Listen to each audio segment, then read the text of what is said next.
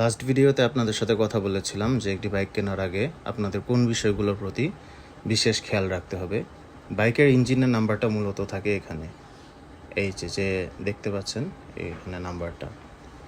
এরপরে আরেকটা যেটা কথা বলেছিলাম সেটা হচ্ছে গিয়ে বাইকের চেসিস নাম্বার।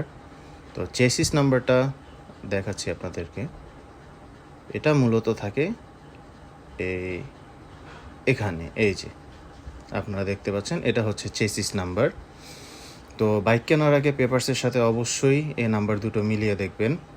আর এই বাইকের স্পিড অনেক ভালো, কিন্তু স্পিডটিকে কন্ট্রোল করার জন্য এই বাইকটিতে রয়েছে এবিএস। এই যে আপনারা দেখতে পাচ্ছেন কমলা রঙের, এটা হচ্ছে অ্যান্টি লক ব্রেকিং সিস্টেম, যা মূলত প্রচুর স্পিড উঠানো সত্ত্বেও মুহূর্তের মধ্যে বা সেকেন্ডের মধ্যে বাইকটিকে থামিয়ে দিতে পারে। আপনারা কষ্ট করে দাম বেশি হওয়া সত্ত্বেও নিজের সেফটি এনশিওর করার জন্য বাইকগুলোতে এবিএস আছে কি না সেটা দেখে কেনার চেষ্টা করবেন। পরবর্তী ভিডিওতে আমি এবিএস নিয়ে কথা বলবো।